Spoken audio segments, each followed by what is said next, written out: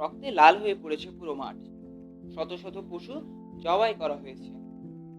মুসলিমদের এমন হত্যাযজ্ঞকে অনেকেই ভাববেন এক নৃশংস কর্মকাণ্ড, কিন্তু আজকের এই ভিডিওতে চলুন জেনে নেওয়া যাক কেন মুসলমানরা কোরবানি পালন করে। আমি রিসান আপনাদেরকে স্বাগত জানাই আজকের ভিডিওতে।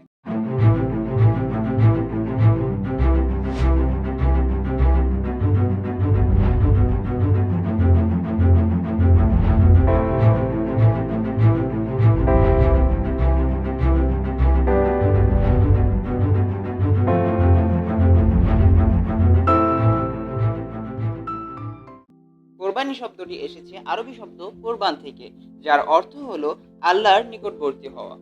ইসলাম ধর্মে কোরবানি একটি গুরুত্বপূর্ণ ইবাদত, যা ঈদুল আজহা উপলক্ষে পালন করা হয় 10, 11 ও 12 জিলহজ মাসে। আপনারা আরো ভালো করেই জানবেন কোরবানি কি, তাই বাড়তি কথা না বলে চলুন ভিডিওতে আগানো যাক। তবে এর ইতিহাসের ঘটনাটি অনেক বেশি ইন্টারেস্টিং। বন্ধুরা, কুরবানি বা ঈদুল আজহার ইতিহাস শুরু হয় ইসলামের অন্যতম প্রিয় নবী হজরত ইব্রাহিম আলাইসাল্লাম এবং তার পুত্র হজরত ইসমাইল আলাইসাল্লামের ঘটনা থেকে। একদিন হজরত ইব্রাহিম আলাইসাল্লাম স্বপ্নে দেখলেন তিনি তার প্রিয় পুত্র ইসমাইল আলাইসাল্লামকে আল্লাহর আদেশে কোরবানি করেছেন। তিনি বুঝতে পারলেন যে এটি কোনো সাধারণ স্বপ্ন নয়, বরং আল্লাহর পক্ষ থেকে একটি নির্দেশ।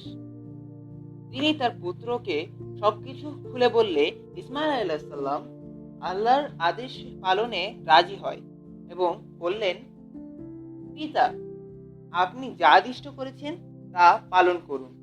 ইনশাআল্লাহ আপনি আমাকে ধৈর্যশীলদের অন্তর্ভুক্ত পাবেন। ইব্রাহিম আলাইহিসসালাম যখন ইসমাইল আলাইহিসসালামকে কোরবানি করতে যান, তখন আল্লাহ তাআলা পরীক্ষা সফল হয়েছে দেখে ইসমাইল আলাইহিসসালামকে রক্ষা করেন এবং তার পরিবর্তে একটি দুম্বা প্রেরণ করেন।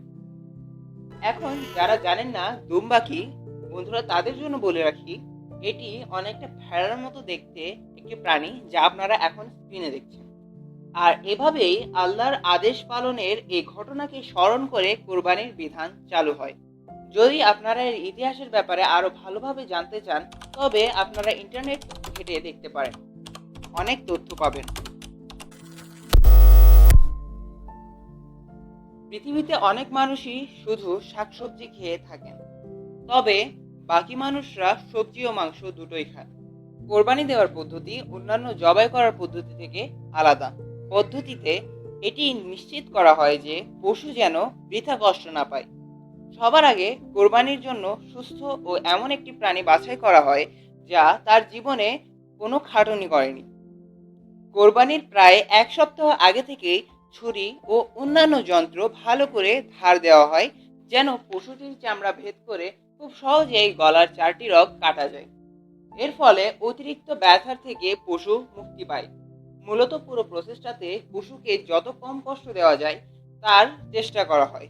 এছাড়া এই ডিস্ট্রিবিউশনের পদ্ধতি জানলে আপনি খুশি হবেন, কারণ এটিতে পশুর কোনো কিছুই অপচয় হয় না।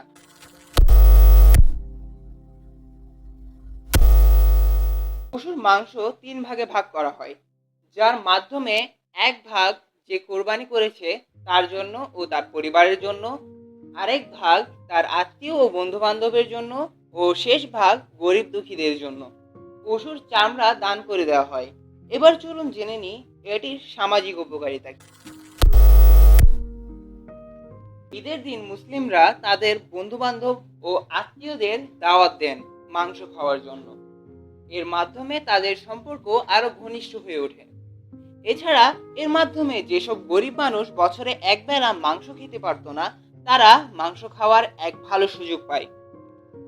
সবাই একত্রে কাজ করে ও আনন্দে দিনটি কাটায়।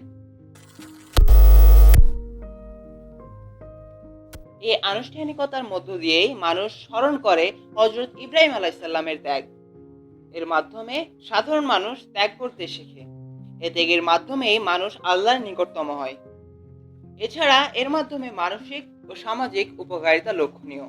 এর মাধ্যমে মুসলিমরা পশুটির ত্যাগের জন্য পশুটিকে সম্মান করে।